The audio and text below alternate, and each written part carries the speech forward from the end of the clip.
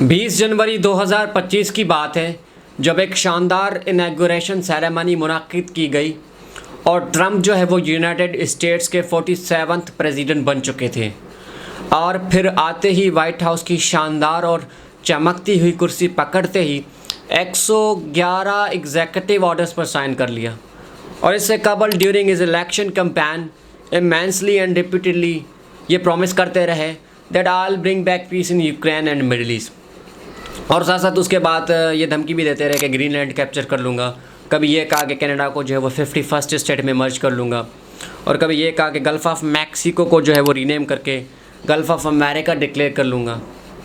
और इस पूरे क्रक्स के अंदर when there was a war going on between Israel and Hamas, he was just showing a very aggressive attitude on the Twitter, as repeatedly he was threatening that all hell will break out in Middle East if hostages are not released. और फिर जब somehow agreement reach हुआ between Israel and Hamas तो इस चीज़ को repeatedly champion करते रहे और फिर ये कहते रहे कि मान जाओ, मैंने वो कर दिखाया जो बाइडेन की एडमिनिस्ट्रेशन नहीं कर सकी। So I am the biggest madman politician and deal maker of this century. तो आप सबको पता है कि किस तरह इसराइल जो है वो इस एग्रीमेंट को अब तोड़ चुका है और कम्प्लीटली जो है वो सीज़ फायर के टर्म्स एंड कंडीशन को वायलेट कर चुका है। So this is actually what he was believing becomes a back fire heading back on the face of mister Trump. तो चंद रोज़ पहले होता यह है कि in the premises of white house एक इवेंट मुनक्किद किया जाता है जिसका नाम मेक अमेरिका वेल्दी अगेन रखा जाता है। और वहाँ पर मिस्टर ट्रंप आके जो वाइट हाउस ऑफिशियल्स हैं उनके सामने मुखातिब होके उस दिन को डिक्लेयर करता है liberation day for the Americans, और फिर अनाउंस करता है global world wide tariffs on more than 50 countries, जिसको हम आगे जाके डिटेल में डिस्कस कर लेते हैं। पहले टैरिफ है क्या, इस पे थोड़ा डिस्कस कर लेते हैं। क्या हिस्टोरिकल रूट्स हैं, कहाँ से इन्वेंट हुआ है, पहले इसको चेकअप कर लेते हैं। तो एंशियंट और मेडिवल पीरियड में जो रोमन्स और मेसोपोटामियंस थे वो टैक्सेस इम्पोज किया करते थे ऑन सर्विसेज एंड गुड्स। फिर जब ब्रिटिश मर्केंटाइलिज्म का कंसेप्ट आया तो ब्रिटिश गवर्नमेंट जो है वो भी इम्पोज किया करती थी tariffs on the foreign goods and the services. और इस पूरे ज़माने में 2 ओपियम वॉर्स भी हो चुकी हैं between China and British government. और इसका रीज़न बहुत ही सिंपल था, एक ह्यूज ट्रेड डेफिसिट आ चुका था चाइना और ब्रिटेन के बीच में, क्योंकि ब्रिटेन इंटेंस लेवल तक ओपियम की स्मगलिंग करता था चाइना के अंदर और millions of the Chinese were addicted. तो इस चीज़ को मद्देनज़र रखते हुए, कंसंट्रेट करते हुए चाइना जो है वो रेजिस्ट करने लगा और इस ओपियम स्मगलिंग पे जो है वो टैरिफ्स इम्पोज कर दिए। तो ब्रिटिश ने कहा कि भाई ये तो लिबरल ऑर्डर के ख़िलाफ़ है, ये तो आपने फ्री ट्रेड को वायलेट किया है। तो एक ट्रेड वॉर शुरू हो गई जो कि बाद में जो है वो मिलिट्री कन्फ्लिक्ट में कन्वर्ट हो गई, ट्रांसफॉर्म हो गई। और फिर अगर 30 के दहाके की बात की जाए तो उसमें भी जो यूनाइटेड स्टेट्स है उसने टैरिफ्स जो है वो रेज़ किए थे, जिसकी वजह से एक ग्लोबल लेवल तक हाइपर इन्फ्लेशन कॉज हुई, जिसको आज भी दुनिया ग्रेट इकोनॉमिक डिप्रेशन के नाम से याद रखती है और जानती है। तो ये ट्रेड डेफिसिट और टैरिफ्स जो हैं इसका क्या रिलेशन है, थोड़ा इस पर भी डिस्कस कर लेते हैं। जो ट्रेड डेफिसिट और जो टैरिफ्स हैं ये दोनों चीज़ें जो हैं वो एक तो इनसेपरेबल हैं और इनका रिलेशन भी जो है वो डायरेक्ट है। क्योंकि ट्रेड डेफिसिट को अगर मैं डिफ़ाइन करना चाहूँ तो ट्रेड डेफिसिट की बहुत ही सिंपल डेफिनेशन है, when a country is importing more goods as compare to it is exporting. यानी foreign goods and foreign services को अगर कोई कंट्री ज़्यादा इंपोर्ट कर रही है अपनी कंट्री के अंदर, यानी ज़्यादा परचेज़ कर रही है फॉरेन गुड्स को, वो जो एक गैप बनता है, एक जो ह्यूज गैप बनता है उसको ट्रेड डेफिसिट कहते हैं। इस ट्रेड डेफिसिट को फिक्स करने के लिए ही उन फॉरेन गुड्स पे जो कि इंपोर्ट होते हैं बाहर से, उन पे टैक्सेस यानी टैरिफ्स जो है वो इम्पोज किए जाते हैं। और इसका पर्पस बहुत ही सिंपल है, अपने डोमेस्टिक जो है वो इंडस्ट्रीज़ को प्रोटेक्ट करना, जो कि प्रोटेक्शनिज्म की पॉलिसी में भी संभव आ जाती है, और लोकल बिजनेसेस को जो है वो प्रोटेक्ट करना, ताकि एक फेयर गवर्नमेंट रेवेन्यू जो है वो जनरेट हो। अभी ये गवर्नमेंट रेवेन्यू कैसे जनरेट होगा, वो तब जनरेट होगा जब फॉरेन गुड्स पे जो है वो टैक्सेस इम्पोज होंगे, और इन टैक्सेस को कवर करने के लिए ही जो इंटरनेशनल कंपनीज़ हैं जो अपने गुड्स और सर्विसेज भेज रही हैं दूसरे कंट्रीज़ के अंदर, वो अल्टीमेटली अपने प्राइसेस जो हैं, अपने प्रोडक्ट्स के जो प्राइसेस हैं उनको एक्सपेंसिव कर लेती हैं, और कंज्यूमर्स जो हैं वो they just move towards the local products या इंडिजिनस प्रोडक्ट्स। तो ये ट्रेड वॉर भी इससे छिड़ सकती है अगर बाकी कंट्रीज़ जिन पे आप टैक्सेस इम्पोज कर रहे हैं अगर वो रिटेलिएट करें। तो अब आते हैं जो चार्ट शीट मिस्टर ट्रम्प जो है वो व्हाट ही वाज होल्डिंग उसको एक्सप्लेन कर लेते हैं, जिसमें 2 कैटेगरीज आती हैं। एक तो बेस्ट लाइन टैरिफ्स हैं जो कि 10% हैं, जो कि कुछ कंट्रीज़ हैं जिन पे इक्वली टैरिफ्स जो है वो इम्पोज किए हैं, जिसमें यूके आता है, New Zealand, Turkey, Saudi Arabia, UAE and more surprisingly Australia. उसकी वजह ये है कि ऑस्ट्रेलिया का इतना तो ट्रेड डेफिसिट बनता ही नहीं जितना ट्रम्प ने जो है वो उस पर टैरिफ्स इम्पोज किए हैं। For Australia, these tariffs are not unexpected, but let me be clear, they are totally unwarranted.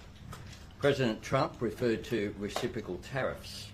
A reciprocal tariff would be 0, not 10%. और दूसरी कैटेगरी आती है स्पेसिफिक रेसिप्रोकल टैरिफ। अब इसको रेसिप्रोकल टैरिफ क्यों कहते हैं वो भी हम आगे जाकर डिस्कस कर लेते हैं।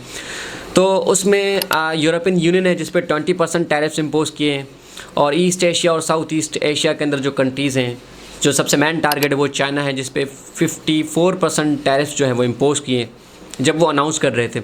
तो 54% जो टैरिफ है वो इंक्लूडिंग जो ट्रम्प ने अपने पहले ट्रम्प के अंदर जो है वो जो टैरिफ्स इम्पोज किए थे उसके साथ मिला के बता रहा हूँ। यानी अभी 34% इम्पोज किए, 20% पहले थे, 54% टोटल हुए। और ताइवान पे जो है वो 32% टैरिफ इम्पोज किए, वियतनाम पे 46%, पाकिस्तान पे 29%, जापान पे 24% और कनाडा पे 25% जो कि डिले हो चुका है कुछ रीजंस की वजह से। तो ये वो कंट्रीज़ हैं अकॉर्डिंग टू मिस्टर ट्रम्प के जो हाई चार्जेस जो हैं वो हाई चार्ज करते हैं tariff on the US goods and US services, जिसकी वजह से ट्रम्प कह रहे हैं कि मैंने ये रिस्पॉन्सिव टैक्सेस जो है वो इम्पोज किए, जिसको रेसिप्रोकल टैरिफ का वो नाम दे रहे हैं। I will sign a historic executive order instituting reciprocal tariffs on countries throughout the world. Reciprocal, that means they do it to us and we do it to them. Very simple. और फिर Trump ये कह रहे हैं कि या तो ये जो नॉन टैरिफ बैरियर है जो आपने इम्पोज किए हैं ये हटा दें, या तो फिर stay ready to face the same consequences. तो अब चाइना जो है वो भी हिट बैक कर रहा है विद द रिटेलिएटेड टैरिफ्स। तो बहुत से एक्सपर्ट्स कह रहे हैं कि रिटेलिएटेड टैरिफ्स यानी रेसिप्रोकल टैरिफ्स तो यही होते हैं जो चाइना इम्पोज कर रहा है ऑन रिटर्न। अब इसके अगर हम आउटकम पर आएँ तो इसके बहुत ही सीवियर आउटकम हो सकते हैं। जो एक्सपर्ट्स को जिस चीज़ का खौफ है वो इकोनॉमिक रिसेशन है। ये इकोनॉमिक रिसेशन ना कि सिर्फ ग्लोबल लेवल तक, यूएस के अंदर भी ये चीज़ आ सकती है, यूएस के अंदर भी इकोनॉमिक रिसेशन हो सकता है। अब इकोनॉमिक रिसेशन जो है वो बहुत ही वाइड स्प्रेड होता है, टेक्निकल भी होता है और रियल रिसेशन भी होता है। तो टेक्निकल रिसेशन में होता है ये कि जो इन्वेस्टर्स हैं वो पुल आउट कर लेते हैं स्टॉक मार्केट से, जिसकी वजह से स्टॉक मार्केट जो है वो क्रैश हो जाता है, क्योंकि पूरी सप्लाई चेन जो है वो सप्लाई लाइन डिस्टर्ब हो जाती है। अभी रिसेंट रिपोर्ट्स के मुताबिक $4 ट्रिलियन जो है वो यूएस मार्केट लॉस कर चुकी है इन लास्ट 20 डेज़, जिसमें एप्पल, टेस्ला, एनवीडिया और बाकी दीगर कंपनीज़ भी हैं। आपको पता है कि टेस्ला जो है वो इसके चीफ एग्जीक्यूटिव इलान मस्क है, जो कि राइट हैंड है मिस्टर ट्रम्प के। अब तो उनका जो है वो आर्यांस वाला स्टैचू देने और जेस्चर देने का मैं समझता हूँ कि जवाज़ भी बनता है। तो एनवीडिया जो है वो उसने भी बहुत ज़्यादा लॉस जो है वो फेस करना पड़ा, जो कि सिलिकॉन चिप्स बनाती है ओपन एआई को ट्रेन करने के लिए। तो जब इकोनॉमिक रिसेशन होता है तो फैशियस कुव्वतें हैं उनको एक स्पेस मिलता है, क्योंकि हमने इंटरवार पीरियड में ये चीज़ एक्सपीरियंस की है, हमने ये देखा है जब ट्रीटी ऑफ वर्साइल साइन की गई थी और जर्मनी को जो है फोर्स किया गया था कि you have to accept the full responsibility of world war 1, war reparation यानी वॉर पेमेंट। आपको जो भी इंफ्रास्ट्रक्चर डिस्ट्रॉय हुआ है, जो भी लॉस हुआ है वॉर के अंदर, जितना कुछ भी आपको वो पे बैक करना है। नाजिज़म है जर्मनी के अंदर, आपको पता है फैशिज़म जो इटली के अंदर आया था। तो जब इकोनॉमिक रिसेशन आता है तो ये वो चीज़ है जिसको एक्सप्लॉइट करके, जिसके बेसिस पे फैशियस कुव्वतें जो हैं वो जन्म लेती हैं, जैसे कि हिटलर ने लिया था। लास्ट में समझता हूँ सबसे ज़्यादा इम्पॉर्टेंट जो एक आउटकम है और सबसे ज़्यादा सीवियर आउटकम, डिज़ास्टर्स आउटकम, वो ये है कि जब ट्रेड वॉर होती है वो मिलिटराइजेशन में या मिलिट्री कन्फ्लिक्ट में डायरेक्टली कन्वर्ट हो सकती है, बिकॉज द इंटरनेशनल सिस्टम और the international relations is all about the transformation of the events, rapid transformation of the events. तो इस ट्रेड वार की वजह से एक डिस्ट्रस्ट भी पैदा हो सकता है या डिप्लोमेटिक रिलेशंस जो है वो इरोड हो सकते हैं, क्योंकि आपको पता है कि जो इकोनॉमिक सिक्योरिटी है it is inseparable of the military security. आज मिलिट्री पावर वही है जो इकोनॉमिक पावर है। चाइना की मिसाल ले लें आप, और साउथ चाइना सी के अंदर एक डिस्ट्रस्ट पैदा हो सकता है। ऑलरेडी बहुत ही वॉलेटाइल सिचुएशन है साउथ चाइना सी के अंदर, जैसे कि फ्रीडम ऑफ नेविगेशन ऑपरेशन करता है यूएसए दीगर अलाइज के साथ मिलके।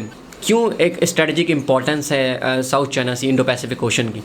ट्रेड रूट्स की वजह से ही हैं, रिसोर्सेज की वजह से ही। और इसमें जो सबसे फाइनल मोस्ट फ्लैश पॉइंट हो सकता है वो ताइवान हो सकता है, क्योंकि it's a rule in the international system. If you want to have a hegemonic hand over your rivalries, so you have to play with its political fault line. उसके fault line के साथ खेलना पड़ता है। So therefore to not repeat the horror episodes of war again and again, this globalized world needs to strengthen diplomatic channels to avoid extreme economic, technological and strategic decoupling. Thank you so much.